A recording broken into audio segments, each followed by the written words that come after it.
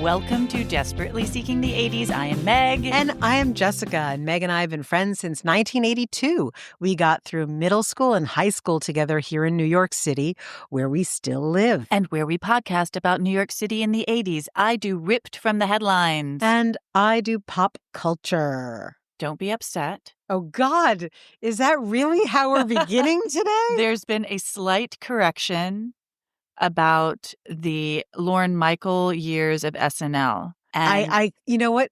I'm not an expert. Bring me the correction. And actually, when this person talked to me about it, I was like, if that's called a correction, please. But it is important to note You're like, are you aware of the other bullshit she has spouted on this thing? She rarely knows what she's talking about. I meant it was just such a slight thing, but I see why it was important, because you were mentioning like Julia Louis-Dreyfus and other women in the 80s who were on Saturday Night Live and how they fit into roles, stereotypes of some kind. Mm-hmm. And those were actually the Dick Ebersol years. So it wasn't Lorne's fault, is the point. And this person wasn't even a Lorne Michaels fan. So note taken. Okay. Note taken. Not a big deal. Not a big deal. And you know what?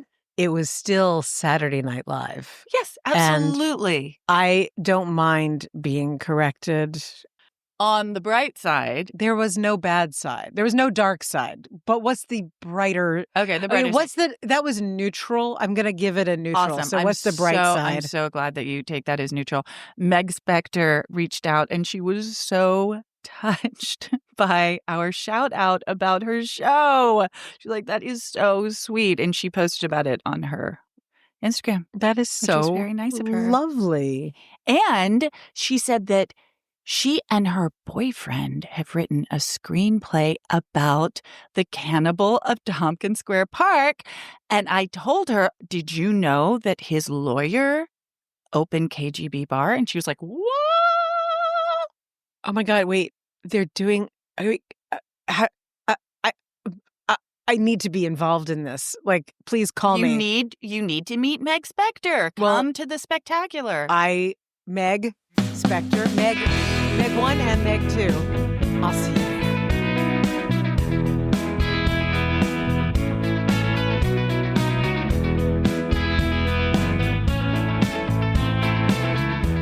As you know, it was very common in the 80s to wear brands. Wait, is this my engagement question? Yes, on your clothing, on your caps. Oh, yes. On your bags, on your watches. What brands did you wear, if at all? As a human who was alive, I was wearing brands. Do you mean like with labels? Yeah, that's what I mean. Like that I would... Benetton. Nothing. I'm gonna really sound like a blue stocking right now, but I've never liked the look of a label. I think it's like you look like a Formula One race car. But remember, I agree with you. Actually. I had lots of Benetton clothing, but I never had the rugby shirt with Benetton across the tits. I just never had logo anything. The only thing that I can think of that I would wear that would be really recognizable was a Swatch. True. Even that one I had. And probably a Lacoste shirt. Yes, I would wear a Lacoste with the little alligator, but I never did like Ralph Lauren with the polo, like the oversized. It was never, I don't know. It's just not my thing. Mm-hmm. Did you? No. Okay. Well, where are we going from here? We're both like, labels. Well, so where are we going with this? You will see very soon. My sources are the New York Times and a documentary called Born to Kill. Why am I not surprised? That's the name of one of your sources. In 1983, 27-year-old David Ty joined the Flying Dragons, one of the largest gangs in Chinatown.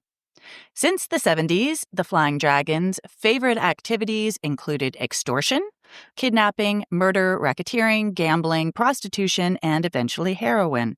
And they protected their turf by any means necessary. But whatever happens in Chinatown Stays in Chinatown. Seriously, though. The residents there didn't love the Chinese gangs, but they were used to them.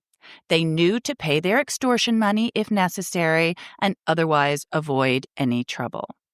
The Flying Dragons were formed by immigrants from Hong Kong, and they stayed very insular, which kept them protected from infiltrators trying to know their business and kept them safe from the police. So unlike maybe the Italian mob, it was just more difficult because you had to be from Hong Kong or from the people whose parents were from Hong Kong, and there was a language situation. And the police, they didn't understand the language, so it was just very difficult to break in if you wanted to catch them doing something naughty. But wait, I'll bet someone did.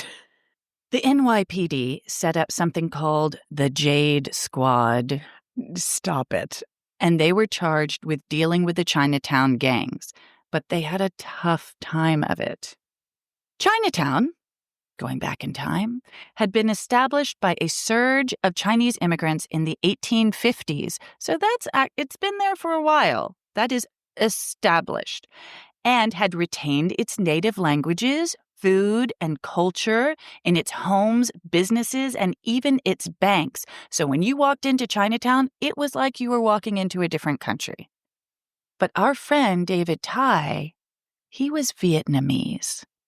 He'd grown up in Saigon during the Vietnam War, which you can imagine was dicey as hell. To make money as a young guy, he had a lot of dealings with American GIs who were on the hunt for drugs, and many of these American GIs had labeled their helmets with "Born to Kill."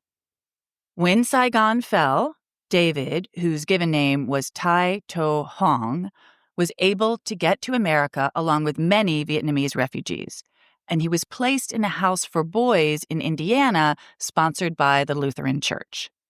But he didn't stay long. How old was he when he got there? 18. Okay. In May 1976, David fled the home with $150 in his pocket and hopped on a Greyhound bus headed to New York. When he got here, he picked up a lot of odd jobs, as one does, including washing dishes at the Rainbow Room. And on the side, in his tiny apartment in Hell's Kitchen, he figured out how to counterfeit watches. He had printing stamps that could emblazon Rolex and Cartier on less fancy watches. He also enrolled at NYU, where he met Da Nang, also a Vietnamese refugee, and they got married. Now, when she got pregnant, they both dropped out of NYU, and David bundled up his watches and headed to Canal Street to make some much-needed money.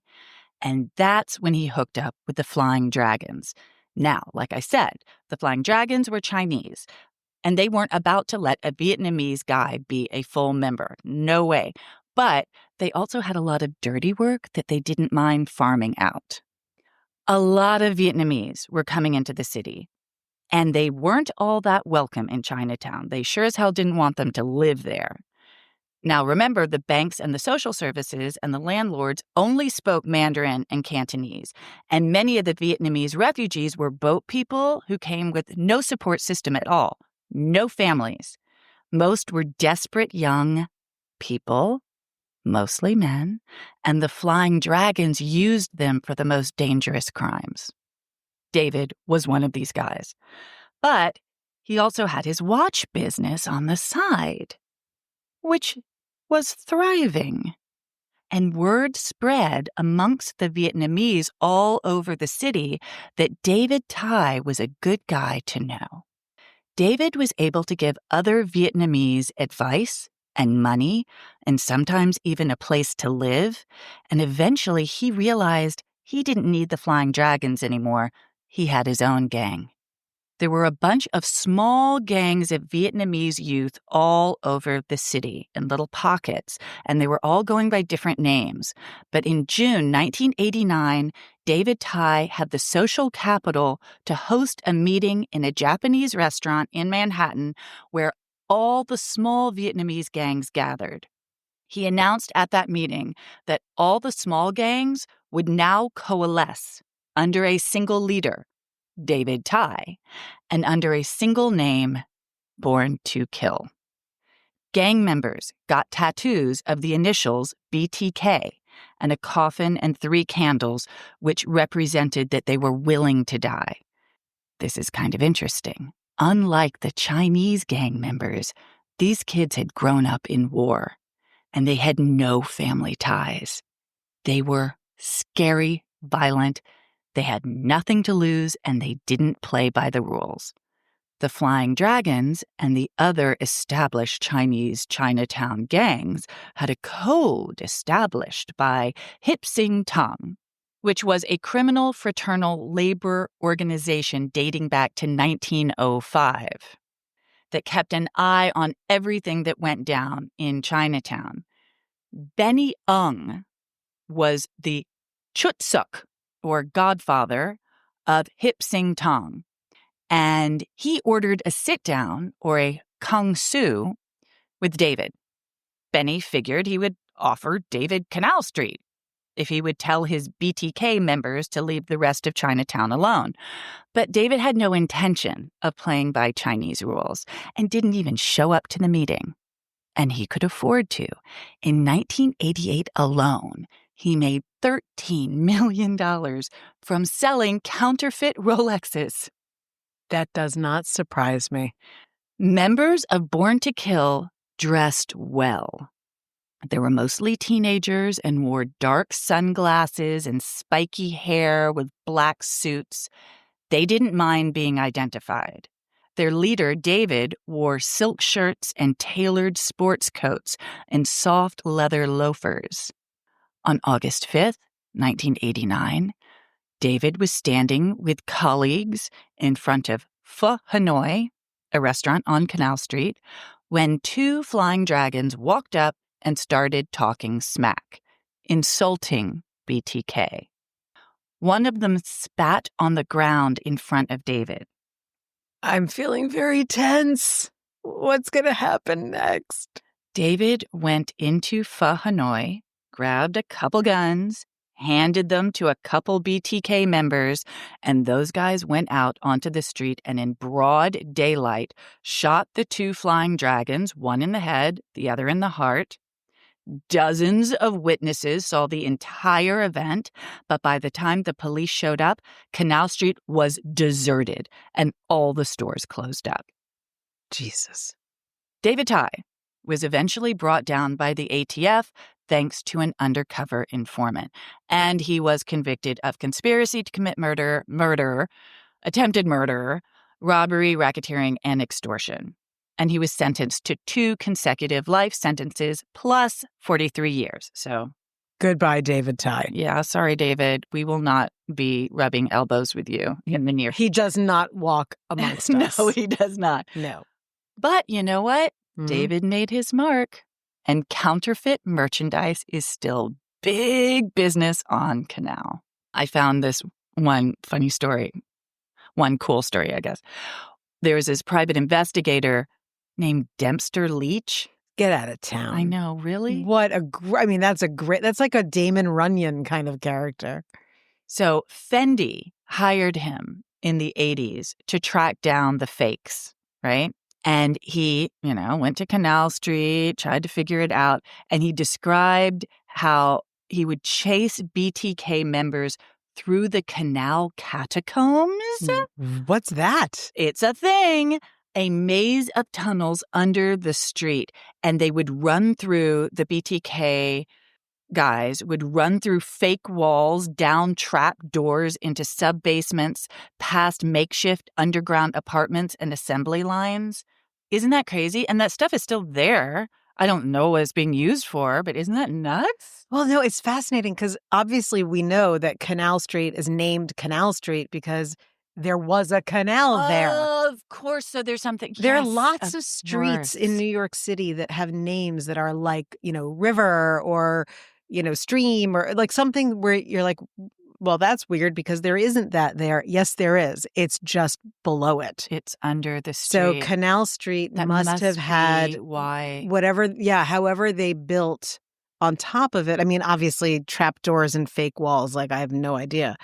But But the point is that there's this whole area under the street level that is a because maze. and having access to that water, even if it's partly a sewer or whatever, but having access to that must be incredibly valuable to the city. So why not have that all there?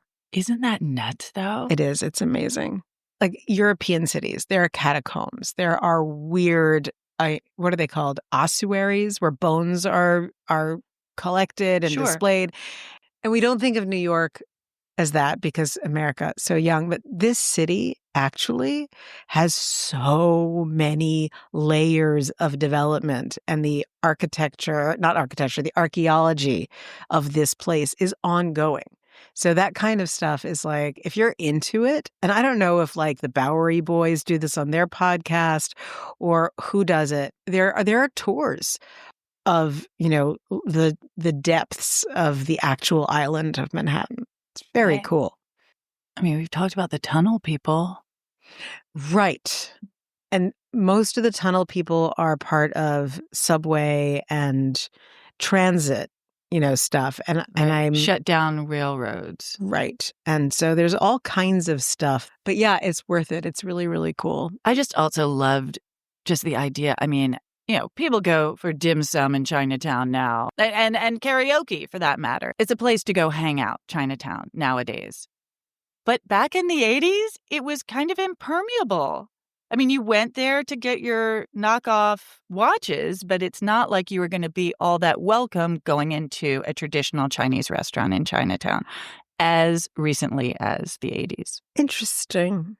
I can't say anything other about the restaurant thing other than my memories of going to what I'm quite sure, even though they were billed as not being American and touristy, were to the proprietors. But you just made me remember I had a birthday party when I was like 10, where it was lunch in Chinatown. And then there were all of those little tchotchke stores, remember? Like with all of the little like Chinese whatever. And I remember my parents gave every girl like $5. And you could go get like a bajillion things, at one of these stores, like a tiny fan and a little tiny tea set and all that stuff. And the fake stuff, I recall, and this is really digging into my faulty memory, but people would come in from New Jersey and Long Island on Canal Street buying sprees. And people would know, like, this area is where you get this better counterfeit bags. This is the place to get the counterfeit watches. Like it became my cousin a clear industry. Came in from Atlanta and did very much that.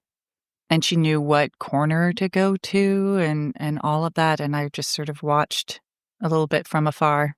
Because of internet. So a very good friend of mine who loves a good handbag and or shoes found someone on Instagram, I think, or like something online.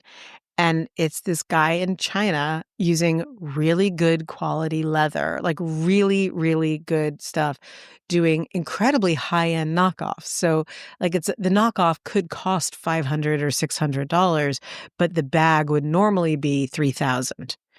And that guy's business, boom, like it was insane. I have to ask her if he's still in business or what happened. And I'm quite sure that he was putting labels in, so maybe he was like doing one letter off. Like that was a thing. Do you remember that? Or why even do one letter off if you're not going to get caught? Well, I mean, he was on Instagram, so I would imagine what she did get was so good that it was quite shocking. So I'll follow up with that. I'll ask her about it. I'm actually going to tell you a story. Please do. What happened? Oh, this is so bad. But my dad doesn't listen to the podcast, so it's fine. Oh, please dish. So he had a very close friend who I will not name because I don't want to embarrass her publicly, who gave him not a Rolex watch, a Cartier watch. And it was his prize watch. He was so, my father loves luxury items, blah, blah, blah. Well, There was a Cartier on his corner, and it was a little bit on the fritz, and he went in there to get it fixed, and they took one glance at it and said, "This is a fake." He was so humiliated. That must have really been tough. Especially for him. Yeah. And his whole thing. Yeah. No, it was bad. And she never told him that it was a fake. No. I wonder if she knew. She did know because she gave me a Chanel bag once, and I found out very quickly. But I didn't give a crap. I don't care if it's fake. But my dad I was can't humiliated. I'm not joking. I cannot even imagine what his response would have been. And I'm imagining this really I'm imagining your dad at that time and like acting out every single emotion that could possibly have happened. All of them are terrifying. Especially because he's mostly humiliated in front of people like salespeople or doormen or waiters. Like that is a situation for him that is his worst nightmare. How fascinating. That's actually a narcissist thing. Is it? Yeah. Why? Explain. To be humiliated in front of someone who is socially lower on the ladder? I'm not sure if it's that. I think it's because you have no personal relationship with them. It's a different sense of humiliation. They don't know who you are. So when they look down on you or they see you for actually who you are, a guy who's got a fake Cartier, for some reason that hits narcissists so much worse than if their children see them. I think it's seeing yourself through somebody else's eyes, and people who you actually have a relationship with, they're not really people. They're like extensions of yourself. I got it. That is so twisted. Wow. So complete strangers are more important than people who you actually are close with. That's so interesting. Yeah, it's wacky stuff.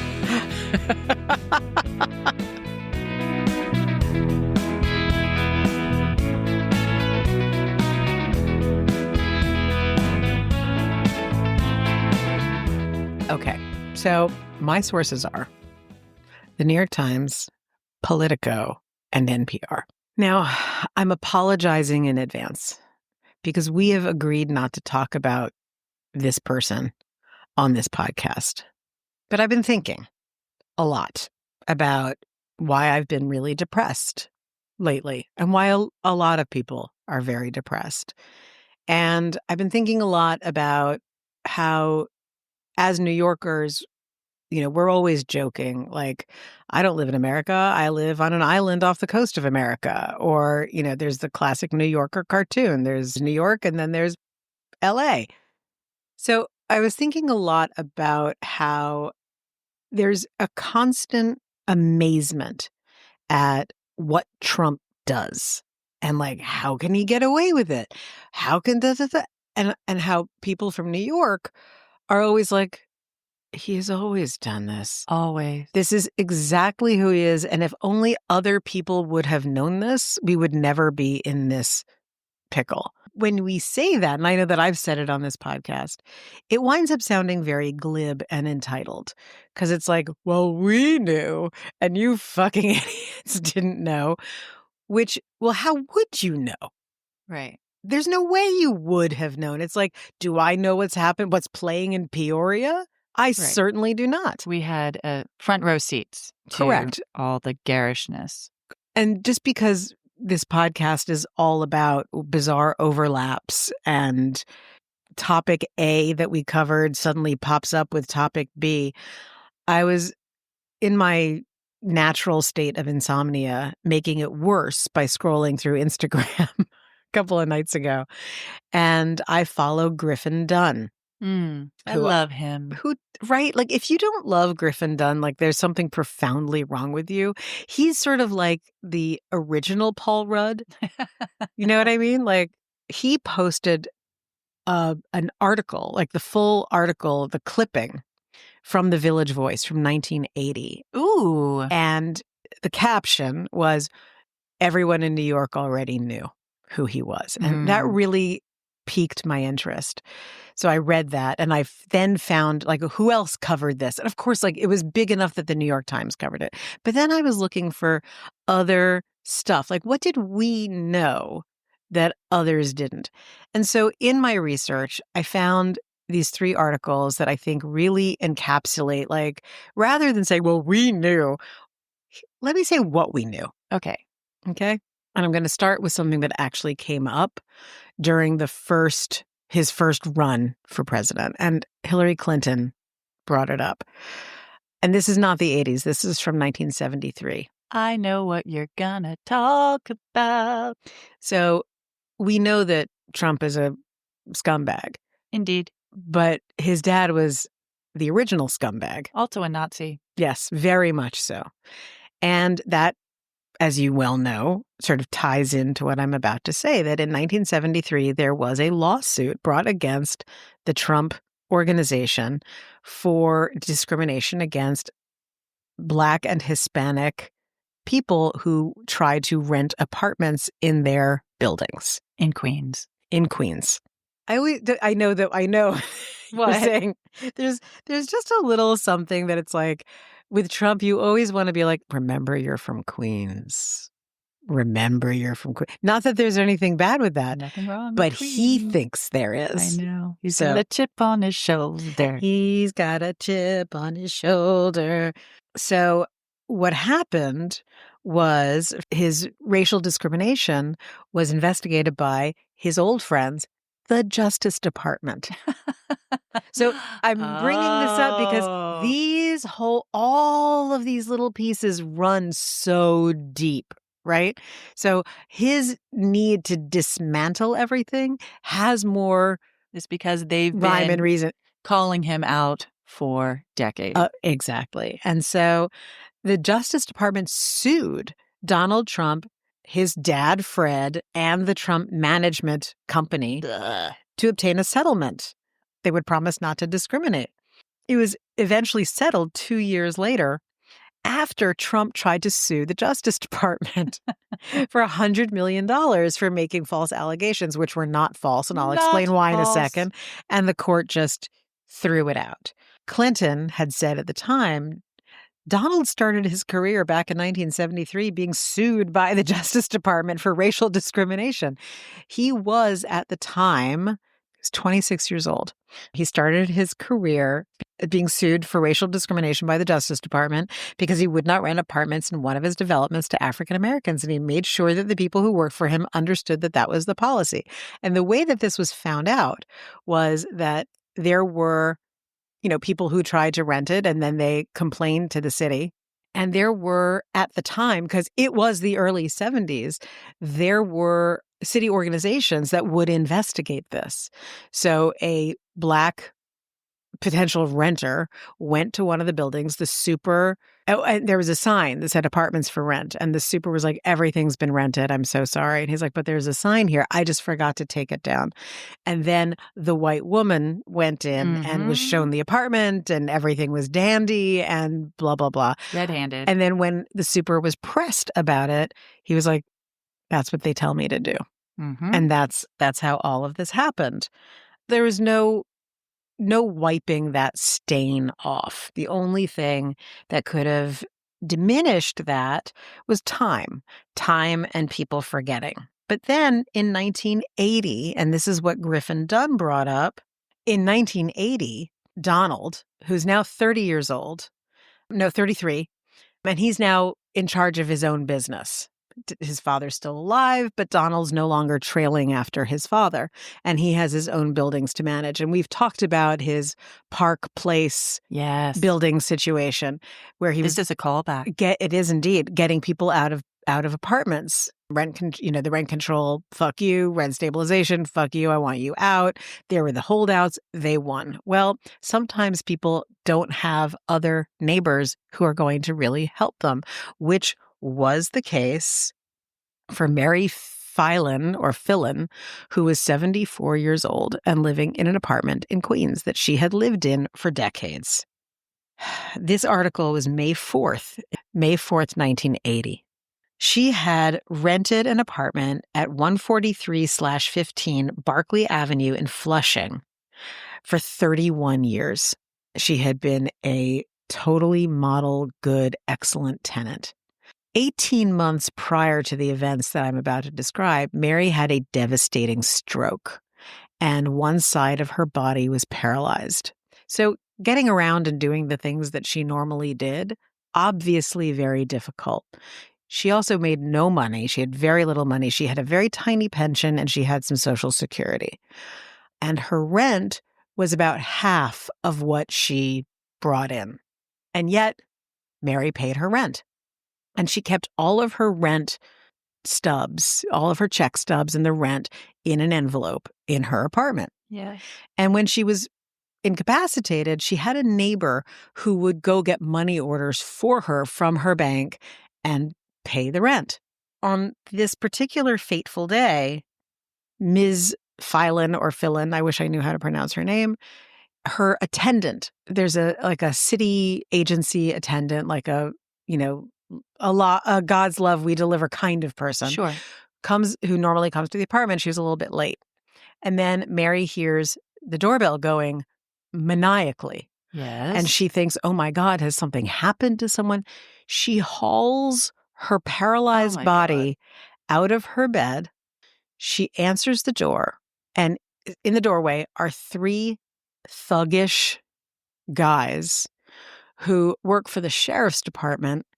They have been told that there is a judgment against her because she did not appear in court and that there had been a summons for her.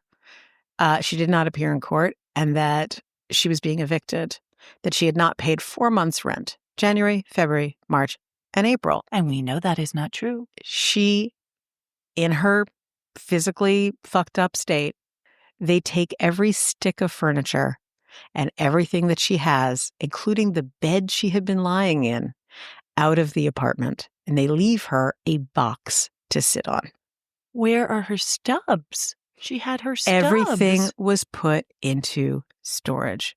Including the stubs. They took she's a little paralyzed 74-year-old woman, and these 3 thugs cleaned out the apartment. She also never received a summons, nothing. Right. So this happens, and, her neighbor who had been helping her with the rent, they go to court. She can't show up. It's all on her behalf. And he's saying, no, I did this, blah, blah, blah. And there is a public outcry about this behavior. The notification was supposed to have been done by Irving Eskenazi, special assistant to Donald Trump. He says there was no rent paid for those months that I just listed, and that she was late in paying rent, and many times she paid only when threatened with eviction. Later determined not true. He said that the Trump organization was permitted to evict her after she failed to appear in housing court to answer the charge of non-payment.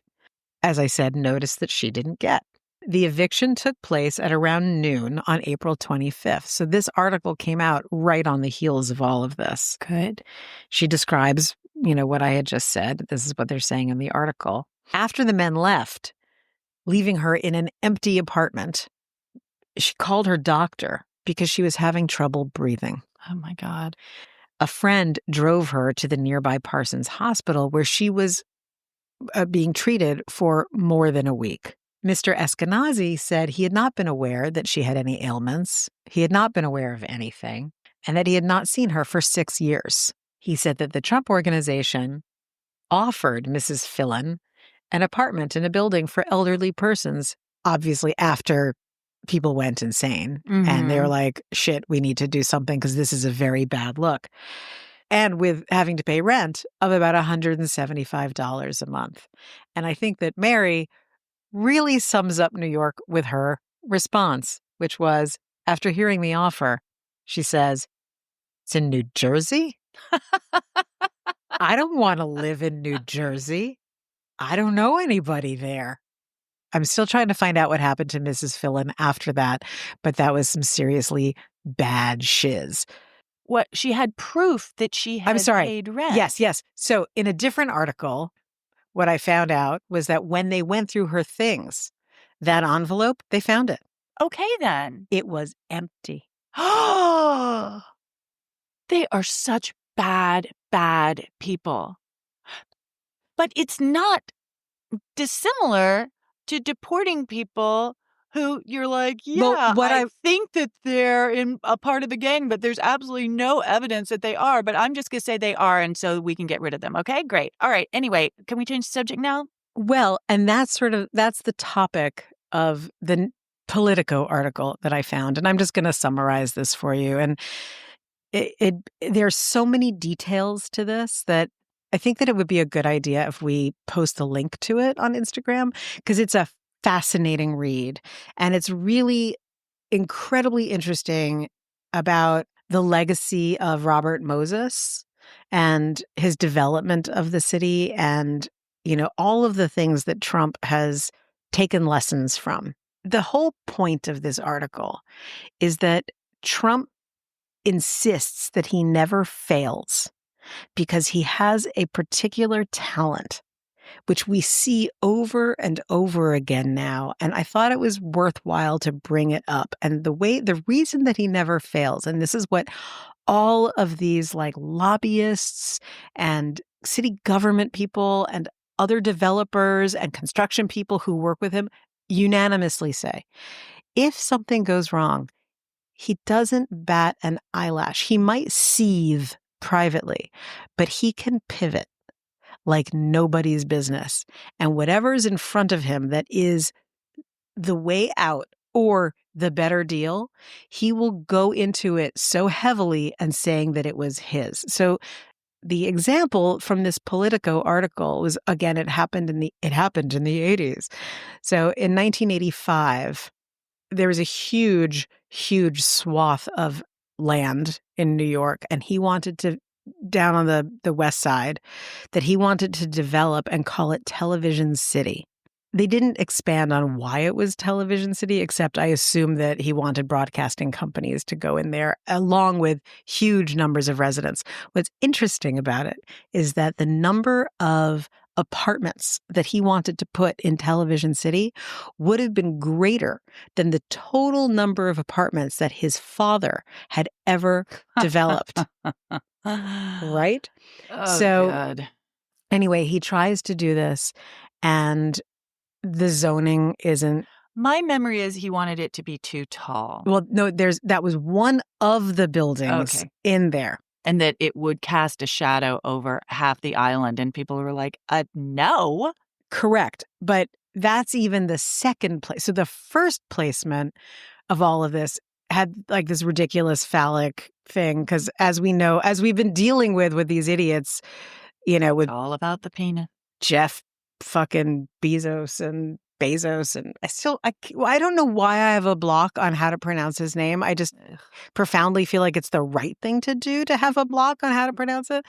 But, his Blue Destiny, whatever the fuck his penis rocket is called, and Musk, all these morons. But he was developing this land in a way that was like, it would have violated every zoning law.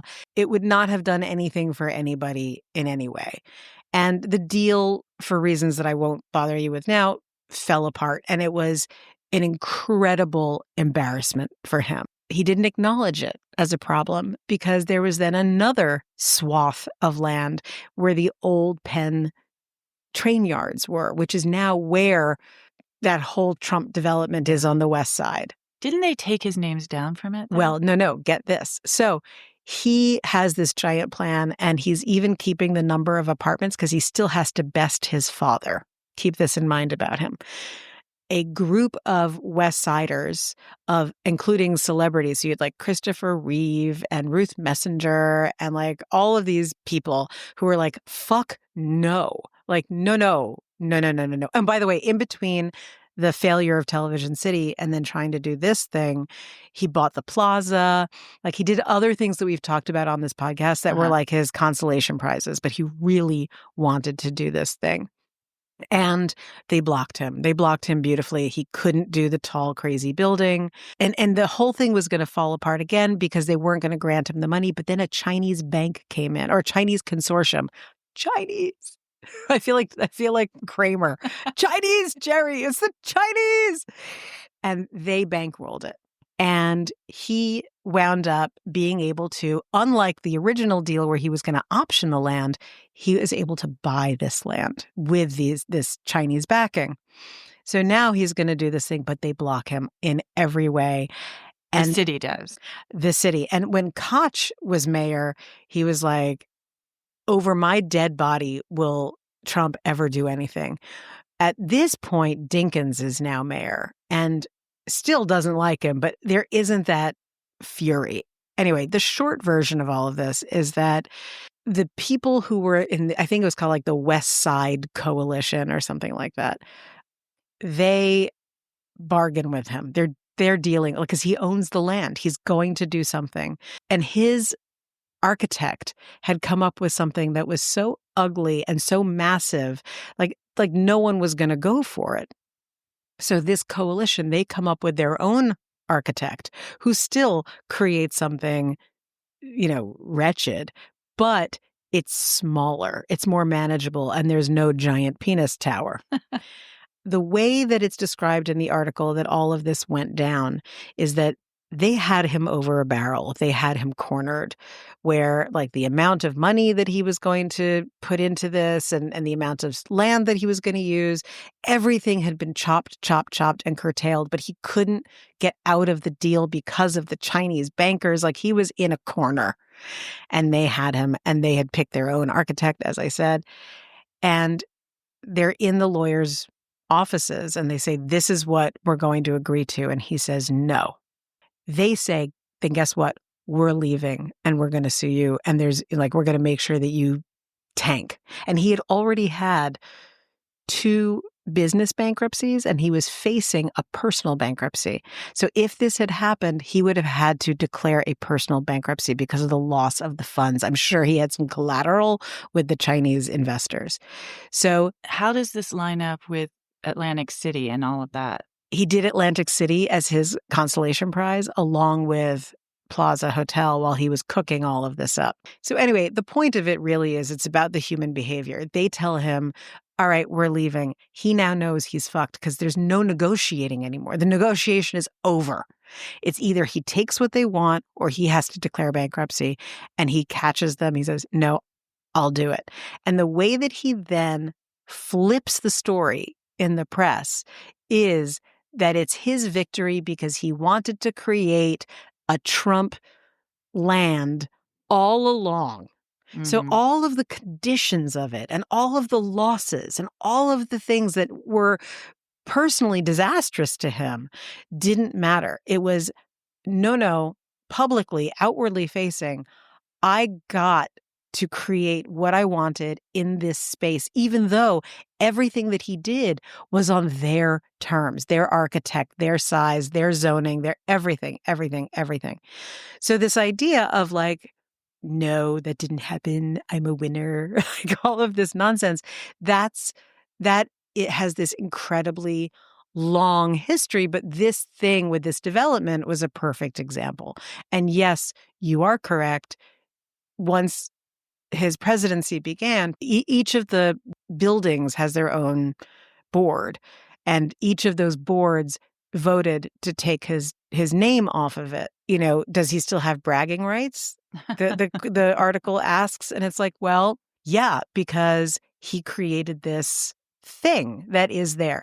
But the follow-up was this, and this was really interesting. And now this comes back to what you were saying about, get the immigrants out, let this be America as this self-contained unit. That Trump development has nothing to do with the rest of the city. It's like a walled city. Ew, it doesn't interact. It has some of its own resources within it. Oh, like it's a grocery store. Yeah, like that.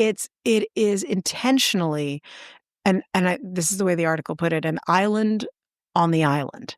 Ugh. And so that's the headspace. To come back to the original point, when people say, oh, really? You're in New York? How did you know? This is how. And these litigations, all of these things were in the press constantly. And his litigations and his developments would take decades to come to fruition. So he was never silent and never gone. The other thing I was going to say is because recently, I think it was even today, he capitulated on the English tariffs with Britain. And this whole idea of I'd never lose because, no, this is really what I wanted to do. Everything that he's done with every country with the tariffs is that pivot that I'm talking about with the development of that Trump land that's on the West Side Highway. It all makes sense. And I think that as a psychological study, rather than being like, what a narcissistic piece of shit, which we all know is true, and, short-fingered vulgarian and all of those things, these 3 articles were like, oh yeah, disabilities don't matter, age doesn't matter, race doesn't matter, humanity doesn't matter, ego matters, money matters, but money only is a tool to express power. And I'm never going to let my daddy be better than me. It's so pathetic, really. It is. But I was so The sad little boy. No, but me. But anyway, please read these articles. We're going to post them. It was fascinating reading.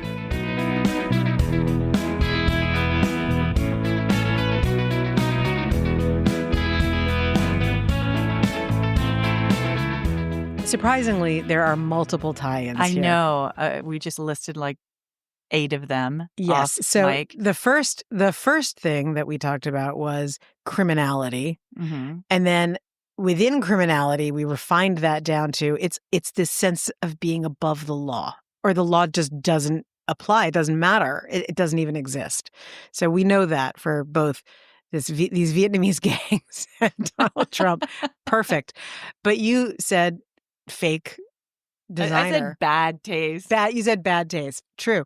And what that immediately makes me think of is, when he was busy trying to throw gold all over the city, gild the city. Exactly. Those shiny, shiny fake gold Rolexes are a perfect example of it's completely fake.